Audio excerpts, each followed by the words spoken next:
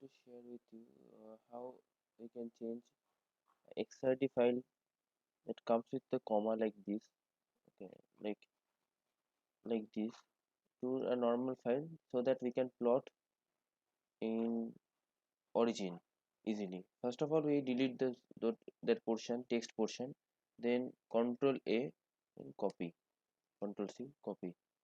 Okay, now opening Excel, now pasting in there, Control V. Okay, now select one column. Okay. Now go to the this data portion, data. Okay. Now go to text columns. Okay. Now it would be delimited. Then just go to next. And here the problem is there is a commas. Okay. So untick the tab button, tick the comma button. Okay. Now you are seeing there it is.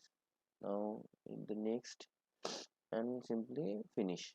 Okay. Now select the two. Control C. Now open origin,